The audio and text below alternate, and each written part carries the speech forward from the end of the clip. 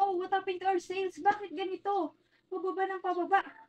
I need to have an urgent meeting to my members now.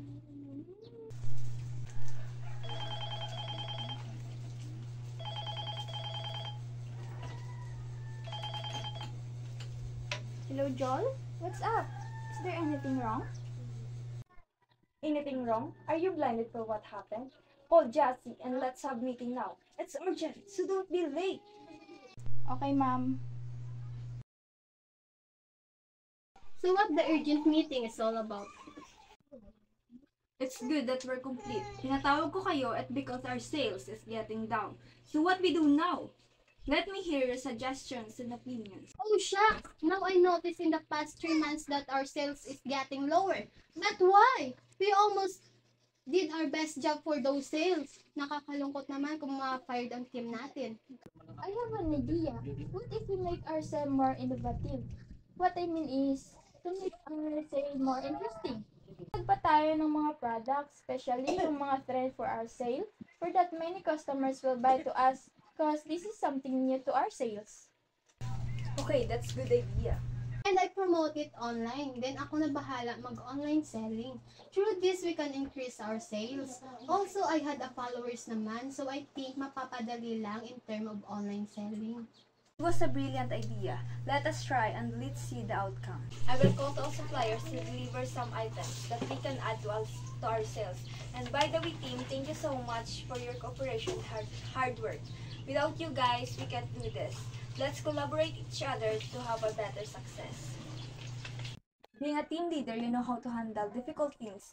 Through ups and downs, never get tired to find ways and make solutions. And let your group mates initiate their thoughts and ideas for better cooperation that will lead us into success.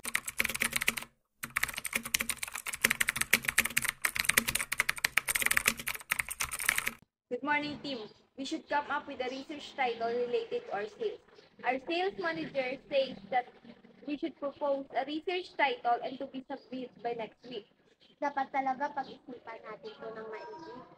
Dapat talaga, sobrang strict pa naman ng head natin in terms of research. Kaya nga, that's why I decided to have a meeting with you to tackle deeply about a research proposal.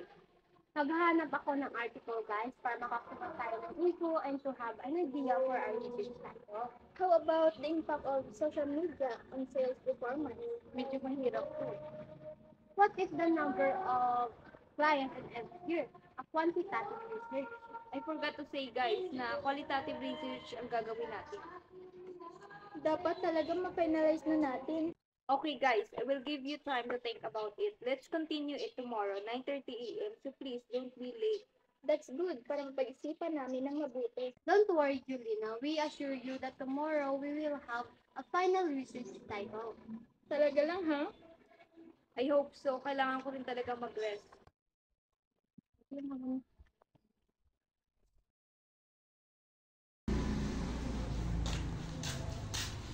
So, may idea ka na, Joel?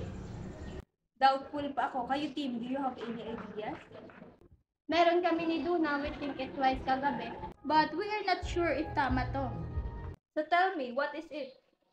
The influencer marketing effectiveness? What do you think? Better. Maybe we can get idea from this. But it's better if the rule of continuous learning and sales success, a qualitative research.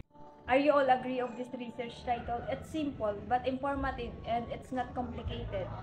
That's right. I agree. Yes, I also agree. Okay, now we're done to this research title. Just prepare for the research proposal. Thank you, team.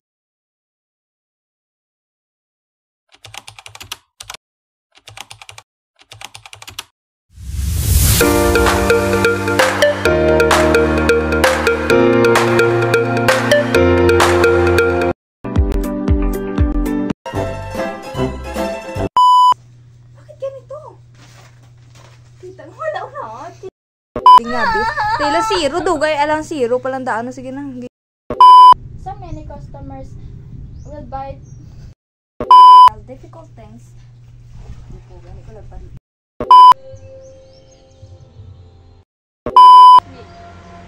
dapat talaga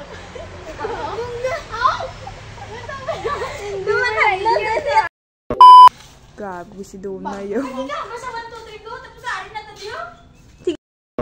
Dari ka na ba? 1, 2, 3, go. Meron kami ni Duna kagabi with Basi patay na ko doon ako liptin to. Patay ako. Masaya. Wapa ka na diyo. Tinagat ng pagwa.